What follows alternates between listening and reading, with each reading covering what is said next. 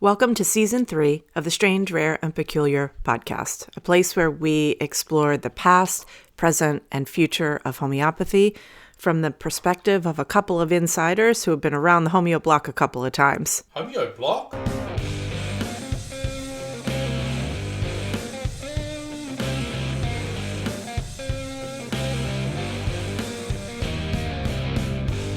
All right, good afternoon, good morning. Hello. And welcome to tea time. Welcome to tea time. And toast time. Mm-hmm. Base culture is the name of the toast. I was trying to remember. Base culture? Base culture. It's this paleo bread. Very small slices. Very expensive. You got to get it on sale. Mm-hmm. You've got a jacket on in the house on a 90-degree day. It's because it's freezing in here. So that's like being Italian. You know, when I grew up, I didn't Italian have plastic people. on my furniture. Right, we had plastic slip covers, of course. But the house, I was thinking about this the other day. It was so cold in the house in the summer that you had to wear like a sweater and have a blanket because the plastic slip covers would be so cold. And in the winter, it would be so warm that I remember my cousin Michael coming wearing shorts because he knew coming to grandmom's house it was going to be so hot. So you would like suffocate because it was so hot in the winter because they had the heat on like 75 or something. Why? I mean, what do you think about no aircon? I would die. Yeah, it wouldn't be good for you, would it? I wouldn't sleep.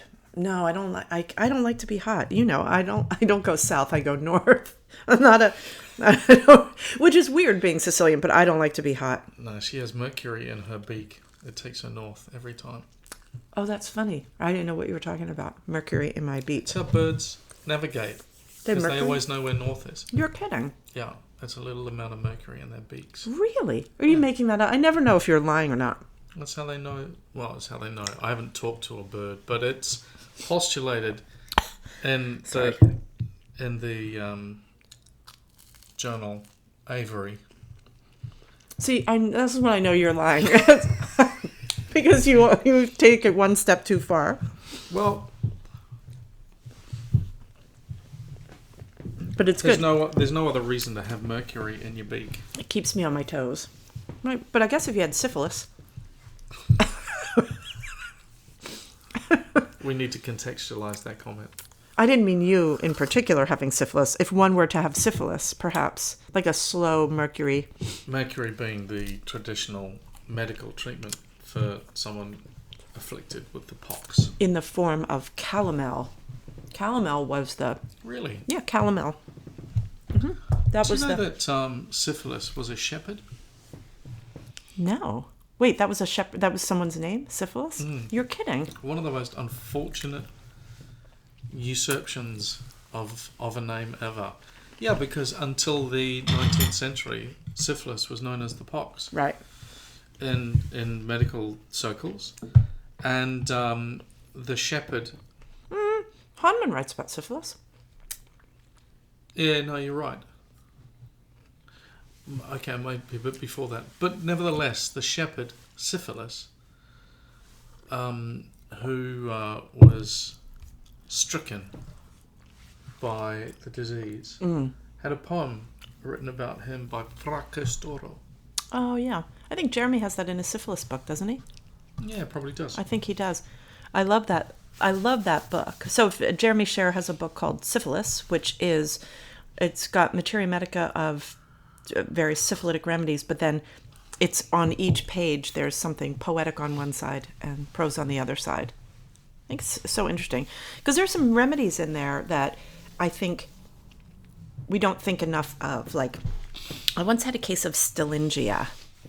Really? Mm-hmm. Only one. It was a great case. Actually, it was the sister of this guy. I told you about this case. We used to call the guy the Marquis de Sade. Remember I told you about the Marquis? So I used to work in this clinic, and there was like a whole, desk staff and everything. And so when this guy would come, he looked like Professor Snape.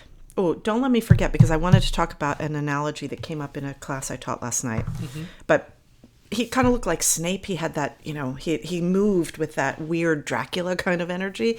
And he would wear like, probably not a cape. In my mind it was a cape, but I doubt it was a cape.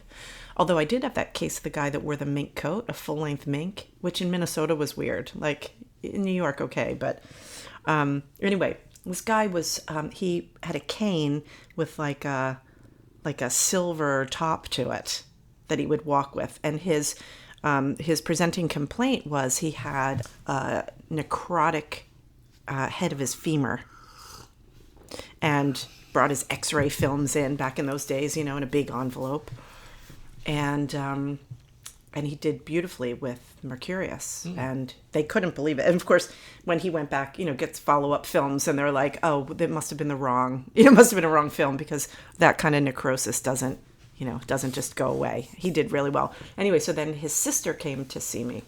Gosh, I feel like there are more stories. It's been over 20 years since I saw this guy. I never heard this story before. You never heard about the Marquis de Sade? Well, the Marquis de Sade needed cantharis.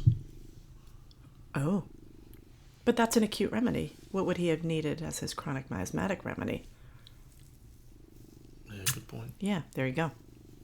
So anyway, so the Marquis's sister comes to town, and she also has this sort of debilitating pain situation.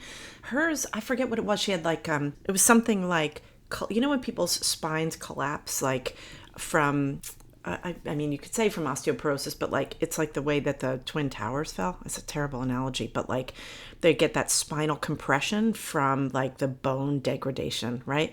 And this is what she had. She had these spinal compressions, and she had surgeries and stuff. And she was the first person I ever treated who was on a morphine patch, or was it morphine? It was some kind of pain patch, whatever it was.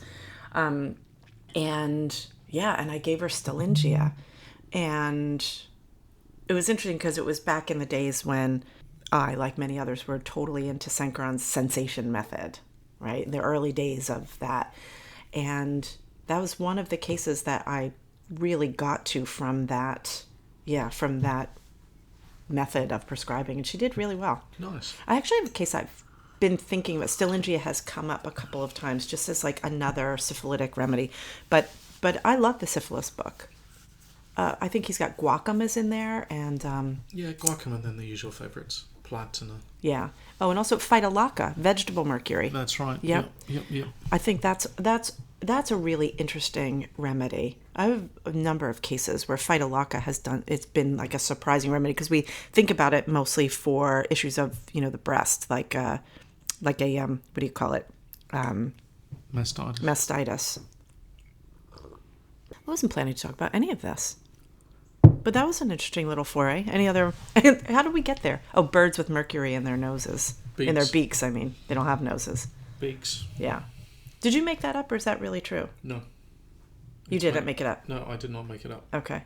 It's how they fly. It's how they navigate. I love that. It also reminds me of... Sorry, I'm having a Cher moment. Hi, Jeremy and Camilla. But the proving of scandium. I love that proving. Camilla did that proving in Finland. And... one of the things that was so interesting to me is how, because it's so close to the polar north, that the magnetic field is disrupted, and so the Vikings couldn't use typical compasses, right? And I guess there's a lot of scandium and magnetic material in the actual Earth. Yeah, so it was a really interesting substance. Yeah, I really like that remedy. I think it's a nice proving. Do you know that remedy? No, not at all.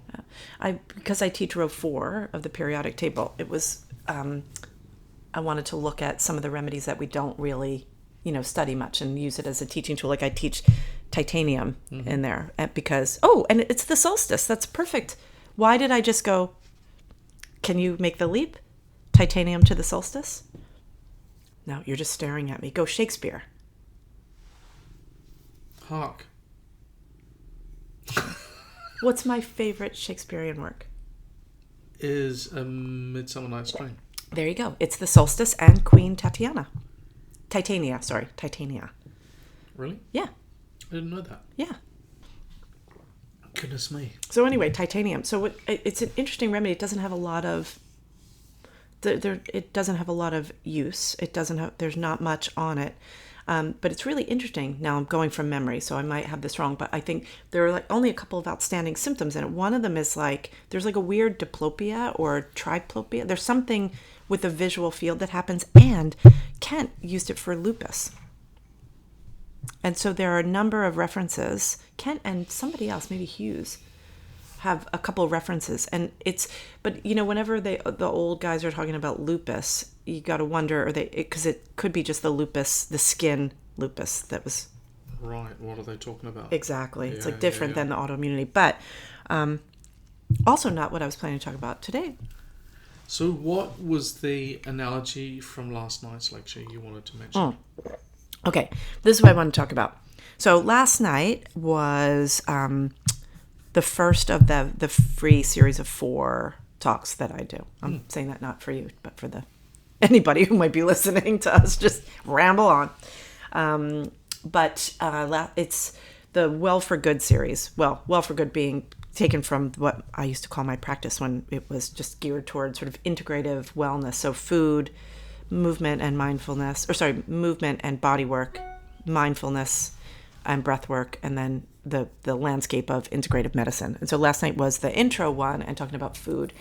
And it was great. There were a lot of people there. It was really, I feel like it was, it's one of the topics that I just love to talk about, And anyway, but an interesting analogy came up.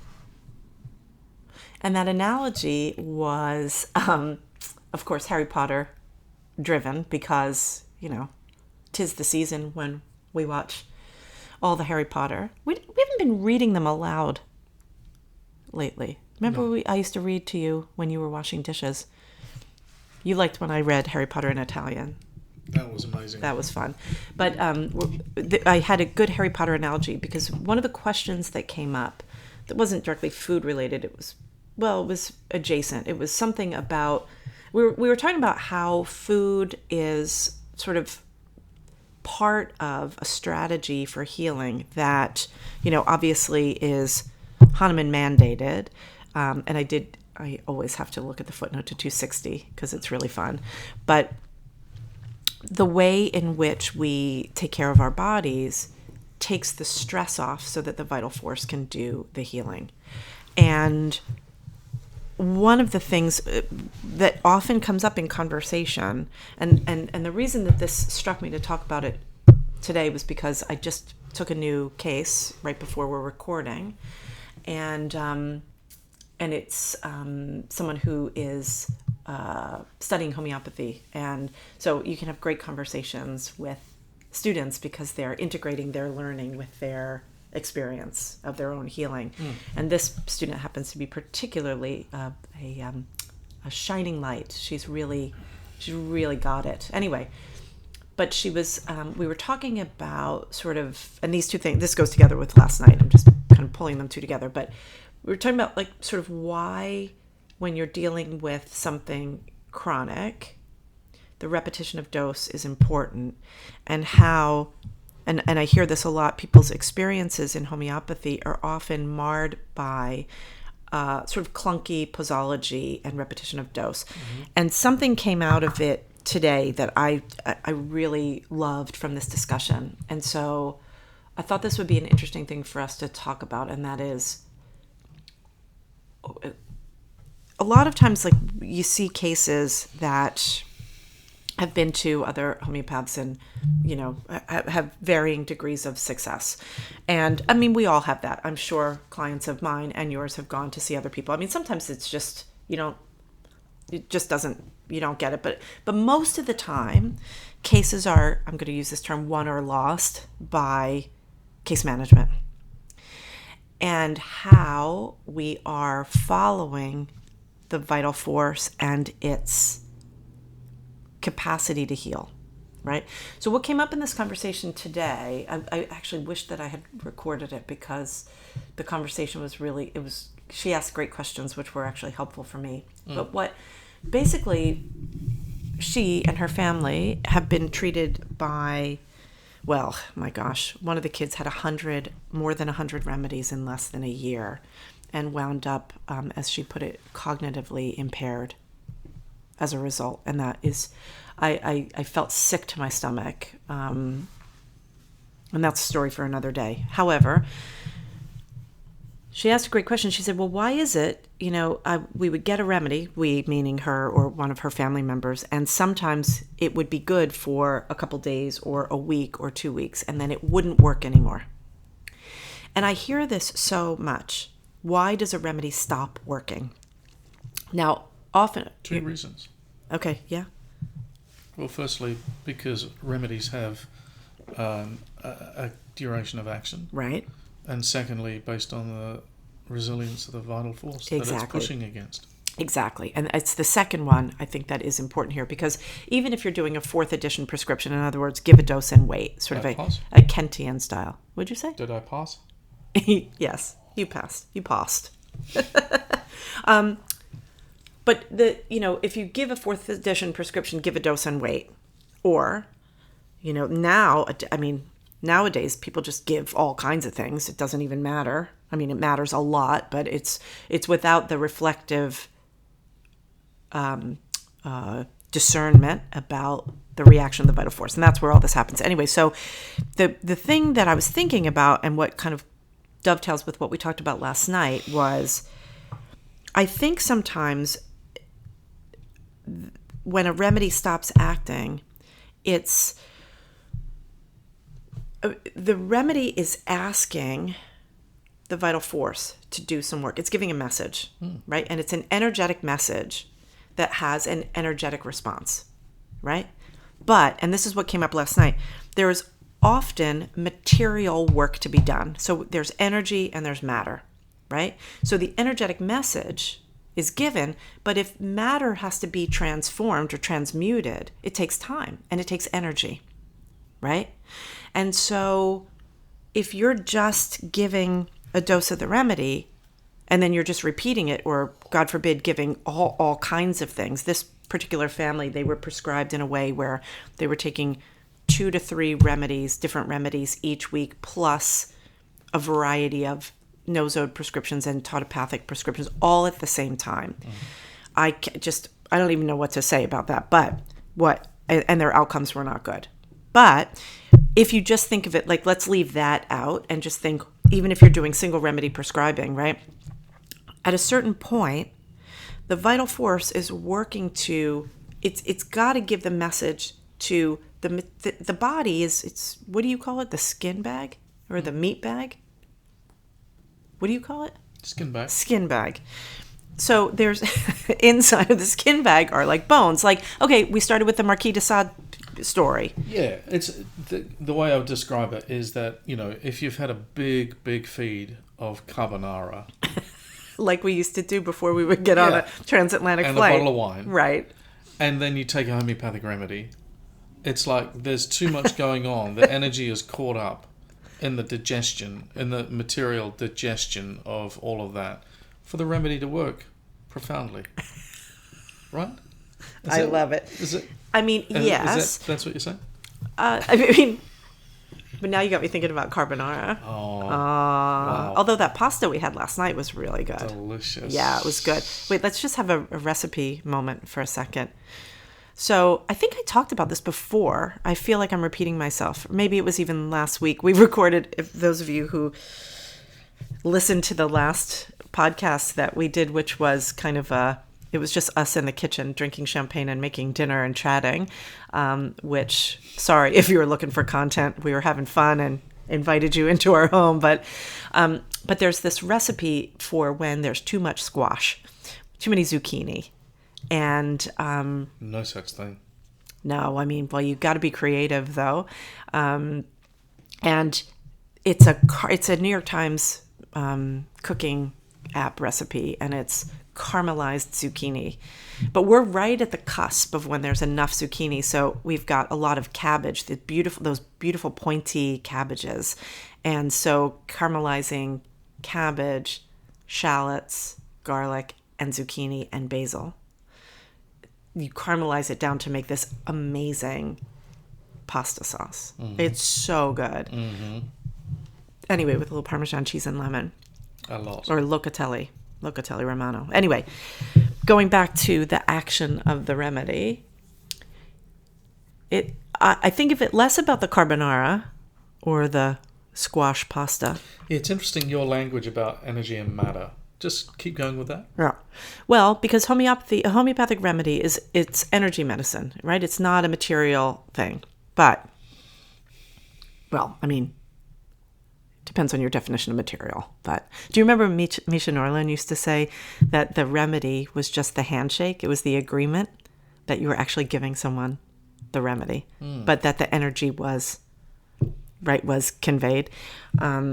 Anyway, so there's energy and matter. So matter is when the body has broken down. Like the Marquis de Sade, for example, he had necrosis in the head of his femur, right? There was actual pathological damage. There was no bone. It was rotting away, and it needed to grow back, right? So the example that I used last night, actually, it's funny because the Marquis de Sade is a great example, because the example that I used last night was about Skelly Grow. You remember Skelly Grow? That's a Harry Potter reference. It sure is. It's a Harry Potter reference. So Skelly Grow, I think, was it 3? The one with Gilderoy Lockhart. Remember him? He's the one with that big coif of hair, and all the women, they would all swoon. And he would say, buy my book. Kenneth Branagh. I don't know actor names. I'm really terrible. I know like 5. Anyway, so something happens. Harry falls off his broom during a Quidditch match, and Gilderoy Lockhart runs to the scene, and he does a spell to fix Harry's arm, but he renders him boneless, right? His arm was just flopping, and it was like just there's no bone in it. So then, of course, they have to, get him to the hospital wing, and Madame Pomfrey comes in, and she's, brings out the big bottle of Skelly Grow, and it doesn't taste good, and it's painful, and Harry has to stay in the hospital for 24 hours a week, whatever it was, until bones grow back, right? So this is the same thing with a homeopathic remedy, right? So this is even with magic, even with magic, you got to grow the bone. It doesn't just appear. This is why these cases, people, I don't want to say what I think, but so it takes a while. You don't rebuild a nervous system by putting a white pill under your tongue and get up and run out of the wheelchair. If that were the case, everyone would be clamoring to figure this out, right? It would be, it takes a while. It can take years. Like that, I have cases that have taken 3 years, 5 years, 10 years to resolve like that. But you're basically putting life back into the organism as it is doing the work of changing of fixing the broken body part, right? So in the Marquis de Sade's case, he would have gotten, multiple doses over time of the mercurius until such time as that bone regrew itself, right? Like Skelly Grow, but with a muggle. Does that make sense? Yep. You got... Can I have some more tea? You didn't take the basket out, did you? Oh, I did. It's going to be bitter. It's going to be bitter and bitter like a... Okay, so this is the thing, though. This is the part that I want to... New Zealand morning. Oh, I like a cold New Zealand morning, especially in the mountains. Okay, so here's the thing. You ready? Yeah, tell me. So this client, she asked a great question. She said something like, so let me see if I can put this back together. But it was basically like, so in her experience with other homeopaths, she would get a remedy and then it wouldn't work after a couple of weeks, and so they would change it. And I said, well, I think what is happening is that the vital force, it just has nothing to push up against anymore because there's no energy. And so the challenge is that people are often expecting an acute response in a chronic case. And, right, so it's something acute, it should be gone fast or you die. In a chronic case, it's a totally different animal, and it requires the return of the life force right? And the life force has to have the energy to transmute matter, to grow the Marquis de Sade's femur. Yeah? So here's the thing. This is the exciting part. I think, and so because, what we see, the complex cases that we see are people often who they're exhausted. When someone has an autoimmune condition, fatigue, lethargy, pure exhaustion is always, not always, nothing is always, is very often a part of the presentation. Okay, so what I think it is that if you have an acute issue, it's yang energy. So we're talking about yin and yang energy, right? So an acute is just a very yang presentation. So you give the remedy, and it's like bang. It's got to draw on whatever energy the person has is going into that healing. That it's got to be a cure. You got to get rid of whatever it is, because, as Hahnemann tells us, in something acute, you get over it or you die. So it's all systems are going toward that. It's a very young response.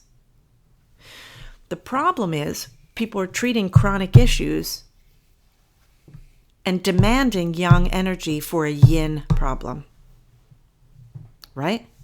And so I think what's happening is as we're sort of working in a way that is very yin driven, right? It's because the problem is very yin. So the yin being the long-term energy reserves, as opposed to the yang, the sort of fast twitch muscle analogy, right? A sprinter versus a marathon runner. So we're working on the marathon, not the sprint. The sprint is the yang intervention, right? And those remedies that are very young, like the Solanaceae remedies, for example. But when you have a yin problem, you've got to have enough energy to actually do the job. And so what happens is people prescribe and they expect a yang response. Well, that remedy isn't doing anything. Well, yeah, it is. Well, it's not doing enough. Well, maybe that's all you got in the tank. And then, right, so you prescribe a remedy that's just feeding that yin bucket again.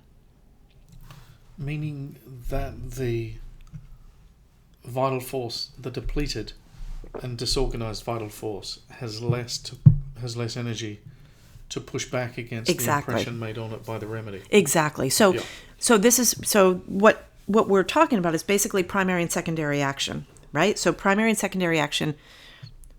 Primary action, what is done to the organism. Secondary action, what the organism does in response. Mm-hmm. Organism being sick person in this case. Okay, so if there's nothing there, right, then the demand, it cannot be met. So, I mean, to me, you're saying something which is incredibly important, and the reason that I can't remember the last time I didn't give a repeated dose of a liquid 50 millesimal, because I look around and I see everybody in the 21st century, all of my clients, sleep deprived. It's not just sleep deprived though. Weary, exhausted, and without and yin depleted. Okay, I get that, and I agree with that, but it's different because it's more about the depth of the chronic disease. And again, when we say chronic disease here, I'm using it in the Hahnemannian term, right? The developed miasmatic disease, as opposed to a bug, a germ, right? Remember we were having this conversation on the beach yesterday? Was that just yesterday? Oh, people, we went away for 4 days. Talk about sleep deprived after the 12 days of IAH festivities. We had 4 days of sleepy, and we spent 4 days at the beach. And the last day, we what do you say to forego? Do you forewent? We forewent breakfast at the inn to do a long walk on the beach, which you moaned a lot about. Oh, I was in bad shape. Yeah, you were, because I made you do it several days in a row. Well, I don't know. Yeah, no, when I walk when I walk, my back, it hurts. It hurts me. Yeah. But but we were having a conversation about mitochondria. Do you remember that? Because the research that I've been doing on sort of Hahnemann's chronic diseases, that's my jam. And then trying to figure out sort of how the biomedical folks are helping us to understand what's really happening in the body, I think is helping, or at least it's helping me, I don't know, to understand homeopathy. My research question, my core question, what the hell is homeopathy? And so I think that when we hear people talk about, sort of the mitochondrial problems, like this is the new, it's not really new, but it's kind of a current buzzword in like functional medicine is, all the issues with the mitochondria, the powerhouses of the cells. And I think that, I always try to put it through the Hahnemannian decoder ring, right? So like if somebody has a chronic miasmatic disease presentation, and for, a long duration, and their level of health is not amazing, right? Then the expectation for healing it's so simple, but so important. You're never going to get that response. You might get an initial good response if you've got a really good remedy, but the only way to sustain it is by really perfectly timing out the best delivery of the remedy. So what Hahnemann was doing, as Hahnemann is progressing along, right? He's progressing along, and he is deconstructing. No, let me put it a different way. It's more he's reconstructing. He's drawing from all these different polymaths, right? So Hahnemann, with his, proficiency in 12 to 15 languages, depending on the level of proficiency, it gives him access to primary source materials in all kinds of places, like iatrochemistry, like pharmacy, like mathematics, both qualitative and quantitative, and so on and so forth.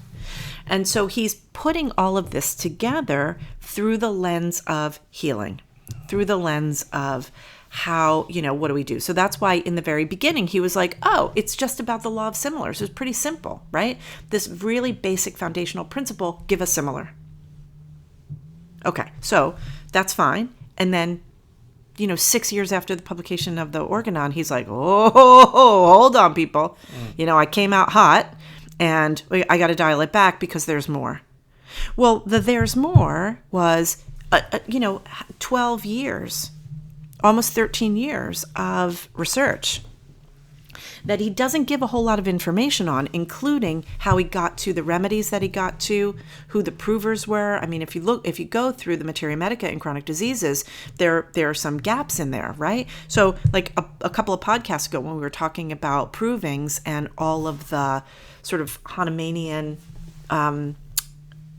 sort of mandates, Hahnemann also kept a couple things close to the vest. And I believe that because we see it in the context of chronic diseases, when he's making this big shift, right, in the remedies and so forth, that these things are all intertwined. The development, the evolution, right, is really, really important, and it can't be minimized. And so part of that evolution, one of the biggest changes that he made was in the preparation of the medicines and in the delivery of the medicines, right?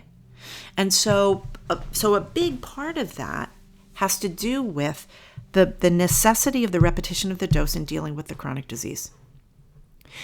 And that is because the person, the vital force, needs to have enough oomph to do the job to transmute matter.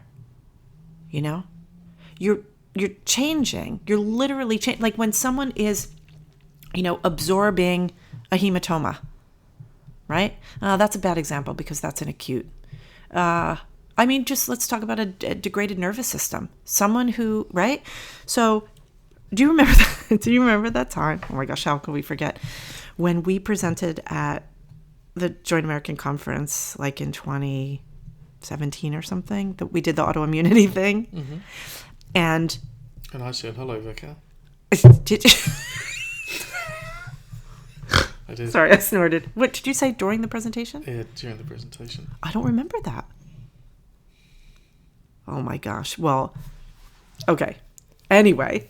Tell me about it. So do you remember, though, that part of what we presented on was sort of autoimmunity and the integrative medical model and the reality of healing, the removal of that was the time when we did all the counting up of how many times Hahnemann talks about regimen and obstacles and all that stuff. And then I presented a case of 9 years to resolution of MS, right? I think I'm going to use that case in the conference in Connecticut this year. Nice. I might, because I think it touches on a couple of points. Anyway, but the thing is, there was that woman who presented either before or after us. Oh, yeah, who just said, no, give her lanthanide. Secret lanthanide, and they're going to run from the wheelchair, squealing. Yeah. Yeah. And do you remember we were having dinner with everybody? Do you remember this? Yeah. And we were at this long wooden table, like our dining room table, and like we're there with all, and she came and she started schooling me. And she was like, if you just studied with, the guru, if you just, and I was like, I'm having a Manhattan, sister. I'm sitting here with my Manhattan and my people. But she was really indignant about that. And I would never want to take away from someone's success. God bless her. And if she's helping people in that way. But if you think about the reality of what it takes for a body to, like, it seems implausible, right? That with complex disease, that a person just, I am healed. That's the yang response. The true healing is the slow and steady wins the race. And yes, there are times when people get, are much better. I have a couple of cases right now where the first remedy over time, right? A guy who has MS, who is doing really nicely, maybe up to LM7, 8, 9, something like that. But again, it's slow and steady. It's been, I don't know if it's been 6 months, a year, but improvements in, on the regular, right? These are, but it doesn't happen in one day. It could be just one remedy that is needed. And when I say one remedy, I'm always talking one remedy at a time, unless there's a reason to do otherwise. But do you know what I'm saying? Does that make sense to you, though, this yin and yang analogy? Yeah, I don't like the way you're saying it. Because how do you say it? Yang.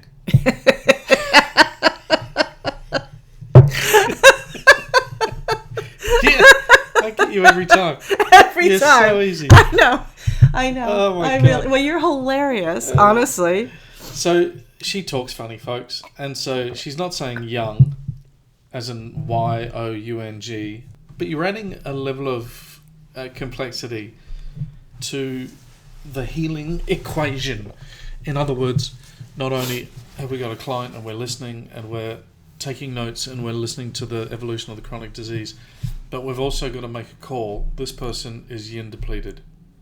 And therefore, as a consequence of that, I'm going to adjust my posology, and we're going to start here, and we're going to give it, well, whatever it is. I totally agree with what you're saying. But I want to just, before we go further with this, I want to fix one thing, because I'm not talking about yin depletion. I'm using it just as an analogy.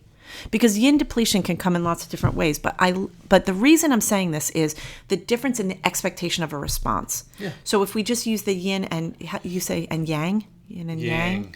Yang. I remember yang, love. One of my neighbors when I was growing up, he used to call this couple that lived across the street yin and yang, yin and yang. And I, as a kid, I just knew them as yin and yang. I just thought that was their names. And I remember when I then was introduced to the concept of yin and yang, and I was like, oh my gosh, I wonder if that's yin and yang, the neighbors this guy was talking about.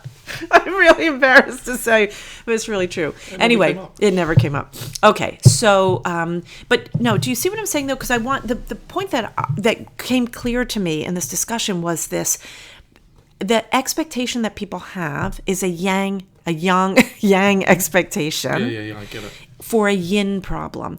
And I don't want to necessarily make it dependent on the definition that we use of yin deficiency. Yeah. Let's not let's not use that as an excuse for, like waiting forever, like Ken says. Because it's not that. Because that Kentian prescription is just... The finest prescription I ever saw, remedy reaction I ever saw was 300 days after the prescription of calcarb. No, we're not talking about that at all. We're not talking about waiting. And we're not talking about an excuse for, no progress. No, it's not waiting at all. And it's not, and there's got to be progress, because what happens is when you are taking this approach and you're delivering the remedy appropriately, and, this is not school. That's why we get to have laughs in the middle, and we're not, giving you all the reference points. This is just to sort of stimulate conversation, right? So, but when you are delivering the remedy as it is meant to be delivered, as Hahnemann says, in the treatment of chronic disease, right? You've got to continue to give the remedy. And as he says in aphorism 171 about, in the treatment of chronic miasmatic disease, psoric disease, he's talking about you must complete the action of the remedy and then the next anti-psoric remedy. In other words, it's not a one remedy issue, and you are continuing to go. And he's basically building this model that says, you have to, basically what you're doing is it's back to the basic principle of a stronger similar, right? But in order to extinguish the organic disease, that medicinal disease can only deliver the message that the organism can respond to. And it's got to be different every day. It's got to be different every day.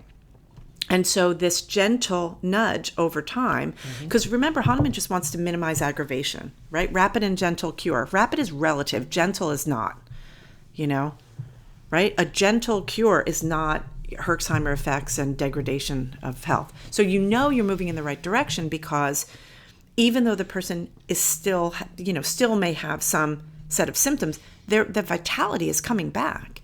And so you're moving them to a higher level of health. That's what chronic disease is. That was the aha moment Hahnemann had in chronic disease. It's like acute and chronic disease are different. Acute disease, you get over it or it kills you. That's the young intervention.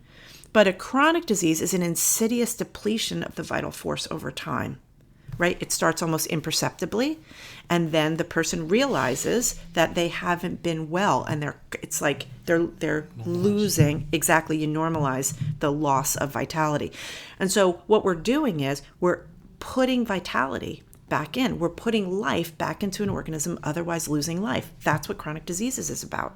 That's why it's the elixir of life. That's the miracle that Hahnemann realized, is that a person who is on that slow trajectory toward their demise, the slow trajectory, not the acute, that you can begin to turn that around, to put life back into it. And then what happens is the case organizes itself. So what seems like this schmear of, low vitality and yin depletion, it starts to have more symptoms that are clearer, and then the person, you're constantly leveling up the level of health, right? And so does that make sense? Yeah, I'm reflecting on your use of language, because it's not about more or less vitality. That's not possible, because because vitality is vitality, but it's about, is it resilient? Is it elastic? I think what happens as somebody gets better is that the elasticity of the vital force returns. Yeah, I love that. Yeah, because it's not as if you're getting a closed system and you're pumping a whole lot of more energy into it. Right. That's why I don't like the yin depletion analogy, because it makes it sound like everybody needs phosphoric acid. When I teach vital force, I use this handout that Julian Winston gave me years ago, and it was nice. It's a really nice way of describing what is his conception of vital force. But it's about the Weibull factor. That's it, exactly. Yeah. It's the elasticity and the Weibull factor. Because if you think about it, the sicker you get, the more restrictions you have to make on your life. This is why people are constantly removing different foods from their diet. Becoming more restricted. Exactly. Yeah. So there's less work that an enfeebled vital force needs to do. Exactly. To maintain balance. You got it. And so we're restoring resiliency. But so in a way, I do like the more or less vitality thing, but I don't like it and I get what you're saying, because I do believe that the elasticity is the biggest factor, right? How much resilience and elasticity do people have? The Weibull factor is totally on. It's like when you go to the bathroom and there's a sign on the back of the door. It's not about how far you fall, but how far you bounce back. The bathroom sign on the back of the door? What? I don't know. It's just always on the back of the bathroom door. No, in New Zealand, the sign on the back of the bathroom door, this is always, well, there are two signs in New Zealand. There's the one, like if you're in a public place, where it has the person standing on the toilet with the line through it. Like, so don't use it as a squatty potty. Right? There's that one. And then in the airports, they have on the inside of the door in the ladies, it's the colors of urine. And when you have a problem. They don't have that in the men's room? I guess Certainly not. Yeah. That's in New Zealand. Yeah. Strange people, them Kiwis. And I don't know if it's in Australia. Australians, let us know. Do you have that as well? And the squatty potty one, I've seen that several times. The first time I saw it, though, it cracked me up. But then I realized that... Well, I'm not talking about either of those situations. I'm talking about... What kind of sign, then? Well, it's a sign probably on a bad Airbnb in where have we been recently? I have no idea what you're talking about. The sign would say it's not about how far you fall, it's about how high you spring back, or how high you on the back of a bathroom door in an Airbnb. Are you having a little fit or something? Like, where have you gone? I have no idea. Are you talking about like one of those signs like "Be happy," like that kind of thing? Yeah, that sort of thing. Oh, so this is not like a public service kind of a thing. No. Or do you remember that time the Airbnb we were in? Where were we? We were like not in Naples. We were in Vesuvius. Do you remember the Contessa's house that we rented? Where was that? God. Wait, where was that? It's near where Marco used to live. Yeah, in Napoli. But it's not in Naples. The Amalfi Coast. Yeah, but anyway, Sorrento. Sorrento, thank you. We were staying in this place in Sorrento. This is years ago, and that was 10 years ago. And we were, oh my gosh, wait. Put your leg down, love. No, I can't. So Hildegard of Bingen, of course, is here with us, and she's doing the making muffins on. We're in our dining room. We've got this like bench seat with like sheepskin throws on it, and then this boucle pillow. And she's going to town on the pillow. But the thing is, she's so fat. She's so fat that she has to keep one of her legs in the air. She can't put it down. She can't put her leg down. Oh, we're not laughing at you. We shamed you, didn't we? Sorry, honey. Yeah. Anyway, we were staying in this Airbnb in Sorrento, and we booked this Airbnb, and then. We get there and it was the most gorgeous place. And you walked in. It was this beautiful gated. Yeah, you drove up the driveway. Yeah, and we went up this huge marble staircase. It was really wide. It was like in the Beverly Hillbillies. It was like that kind of a staircase. And the woman who owned it was this regal older woman. She was absolutely stunning.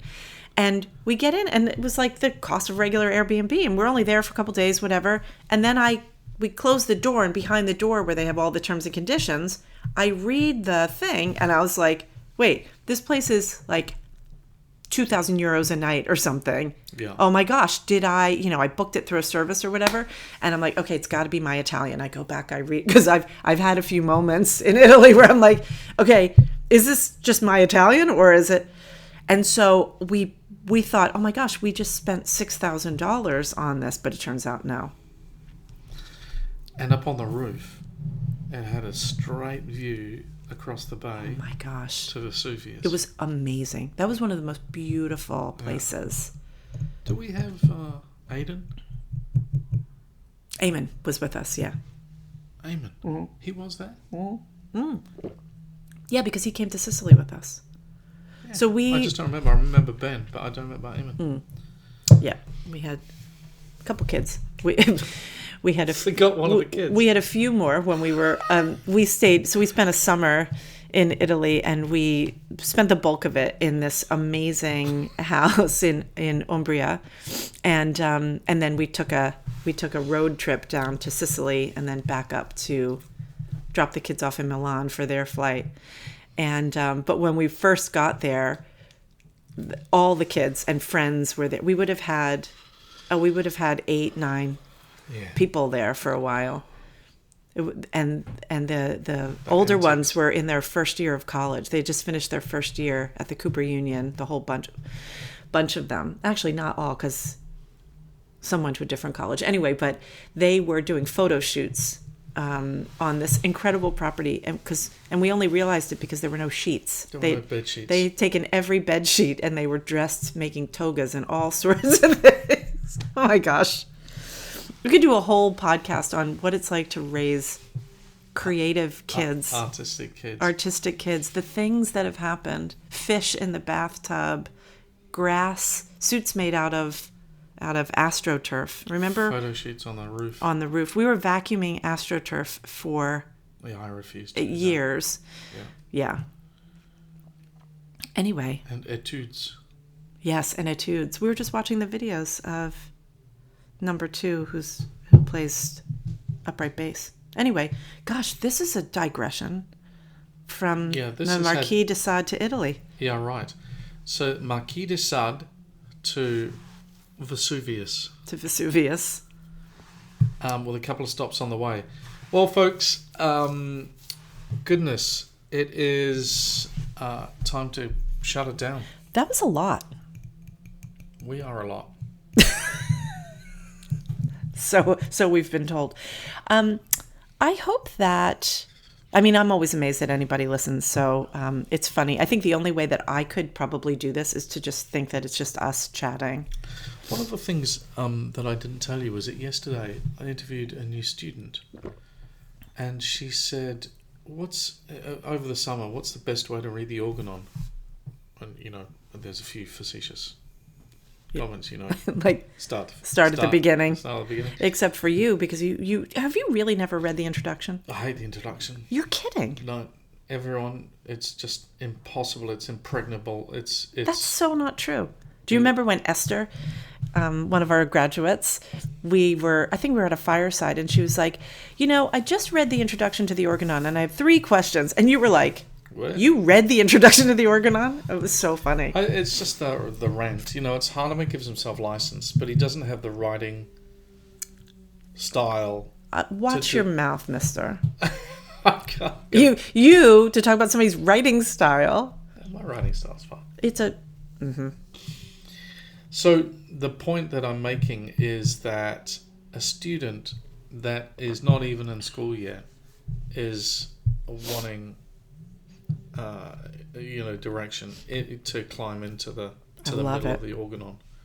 Fantastic. Isn't that the best? Yeah, totally think so. All right, what's happening next? Do you mean in general or in the homeopathy world? We had so much. There was so much. $15. You earned $15. Yeah. How? Amazon royalty. Did you just get an alert? Somebody bought your book? Yeah. Thank you. Here's an exciting thing, actually. A couple of things. First of all, I think we introduced the Institute for the Advancement of Homeopathy. And I think we just have to say it every day. Scream it from the rooftops. It's so funny because it's exactly the same as HOHM Foundation, except that for 10 years people would be like, what is it, HOHM? It never stuck. And this is sticking. People really get it. Mm. And I'm kind of glad that we didn't name it that in the beginning, because now we've got 10 years of skin in the game for our not-for-profit. Like we've got all these research things off the ground. Like lots of stuff has happened. And so I feel much better kind of owning that. I think that's really exciting.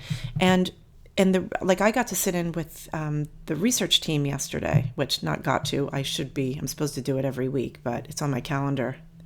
I think I want to again. I just love the work that is happening there. But one of the projects we're working on has to do with AI and homeopathy. And Rachel Doherty, who is one of our graduates who works in the research office, who's just She's amazing on so many levels. I love her.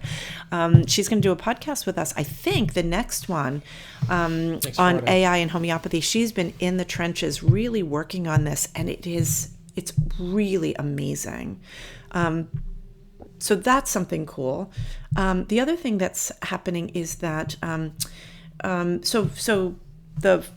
our not-for-profit, so HOHM Foundation now, IAH, is a 501c3, and we do so when you are registered as a not-for-profit, you have to have like clarity about your mission and what you do, right? So we do 4 things. So that it's providing accessible care, so that's HHN and all of the telehealth services that we do, and then there's conducting research, right? So the research in everything from education, academics, the profession, history, and then our biggest thing, which is in outcomes-based clinical research.